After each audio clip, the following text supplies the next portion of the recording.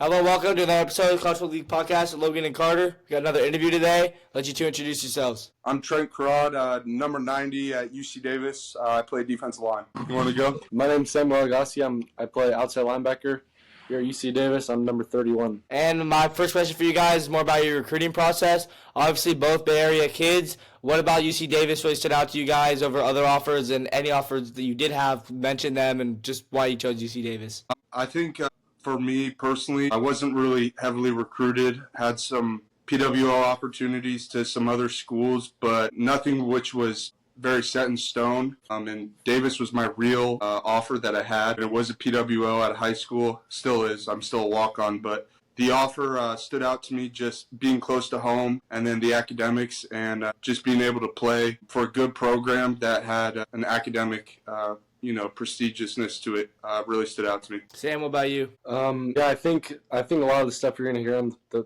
on this podcast is going to be similar for me and Trent, kind of both in a similar scenario.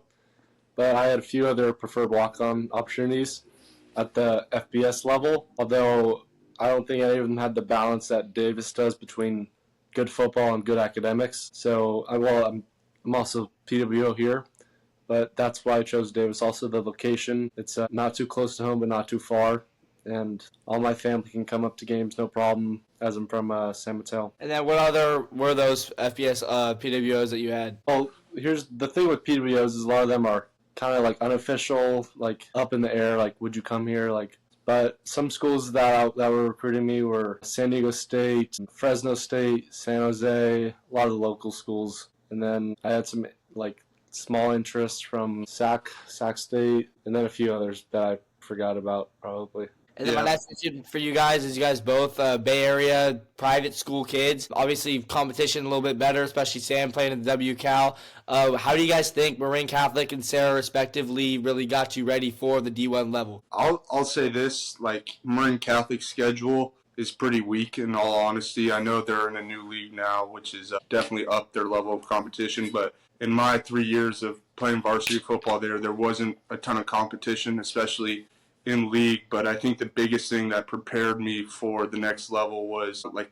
playing in a program that prepared guys for the next level, produced D1 level guys every year. I took summer training super seriously, met in the off season, had team workouts in the mornings. That sort of stuff is what translated to the next level. And then obviously having a head coach like Coach Mozzie, who's the man, and really got me ready for the next level. Yeah, very similar programs, although Sarah would win in a game in our years. But I think it starts with the coaching staff. They aren't just there to like coach and not really care. They're a very tight-knit group, and it's a great coaching staff. And a lot of them could be coaching in college if they want to. And I think the same things like having 6 a.m. workouts in the off-season, summer conditioning, having just a high standard of like being early to summer workouts when it's just our strength coach there. It's not the coaches. Like stuff like that, the little details. Having good leadership was a very strong thing at Sarah, and Coach Walsh should do a great job with that. Lions, not sheep. Yeah, Lions, not sheep. And then my next question is for Sam. Obviously, you said it yourself, you're kind of the under-recruited guy. WCal produces D1, FBS, Power 4 guys every year. Did it ever kind of like annoy you that guys that you were dominating against and that your teammates were dominating against were getting more looks than Sarah, and you guys were just running through them? Is that something that kind of like ticked you off? Yeah, I mean, it was something I was a little confused about from like the whole recruiting system in high school.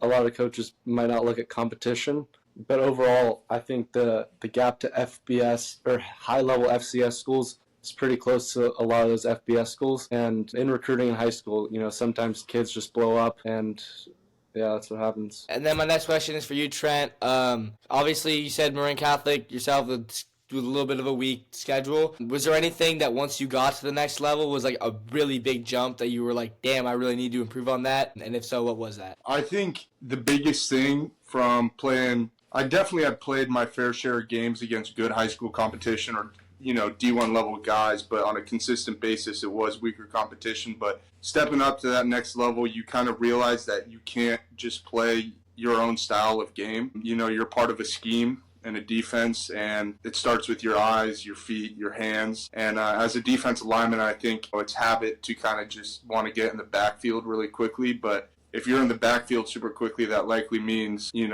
offensive lineman is climbing up to your linebacker. And, in a scheme like Davis's, we really are stop the run first type of defense. And a lot of that means linebackers flowing to their gaps and making the tackles, and D-linemen got to eat up blocks. So I think just understanding your role was the biggest thing I had to understand coming to the next level. And then my next question is for both of you guys. Similar question.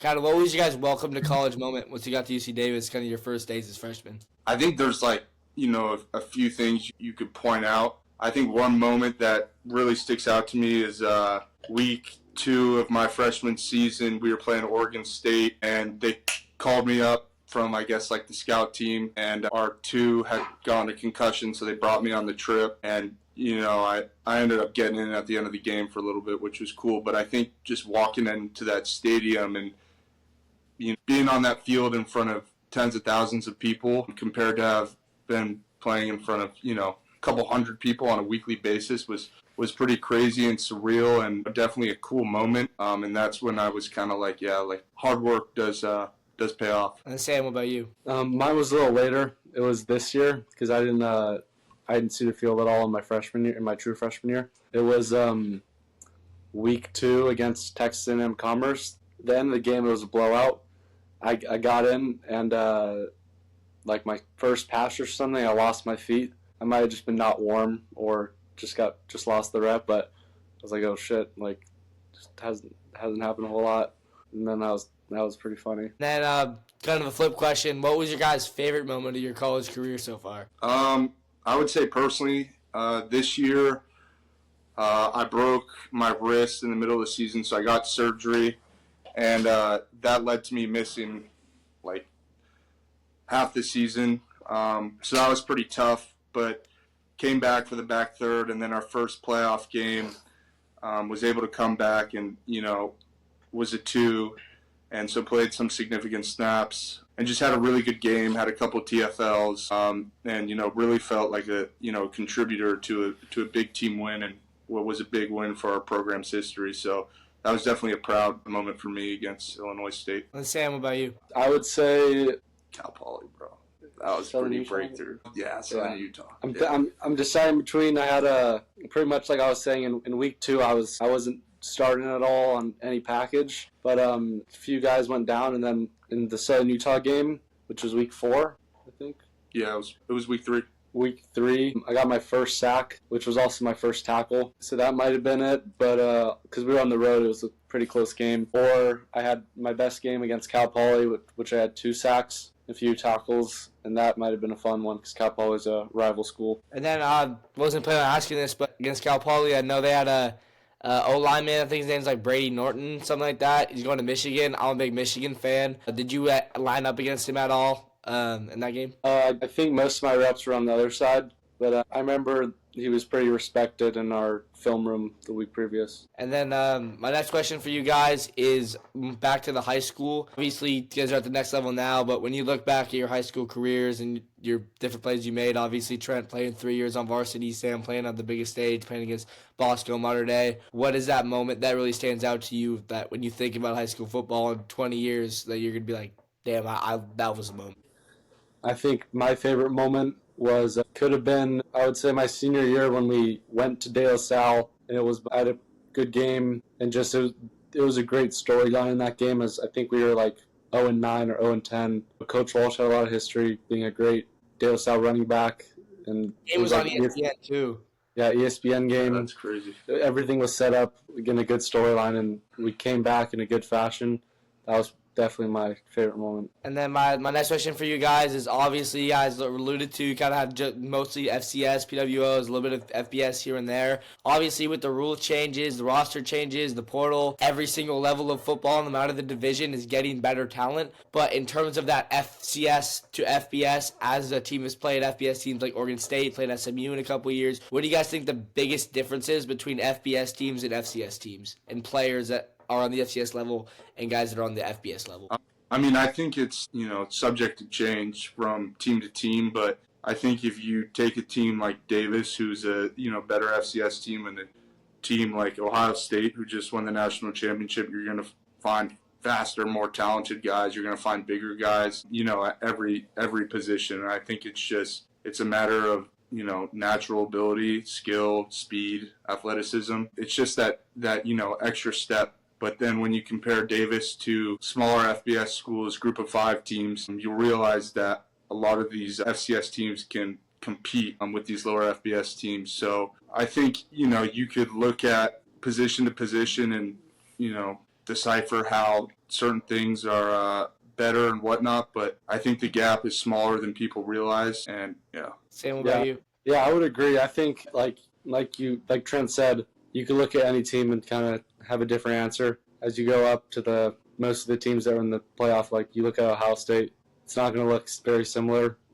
And that also ties into like resources and now like money being involved. Although I think in like group of 5 type teams, I think the gap's not very small. And I mean, like you see it every year in some of the upsets. But I think FCS football is a very pure form of football. And like with all the teams that kind of are at the top, like North Dakota State, South Dakota State, or did I say that? Yeah, all those teams are just very fundamental, run the ball, all that good stuff. Well coached. All right, here we go.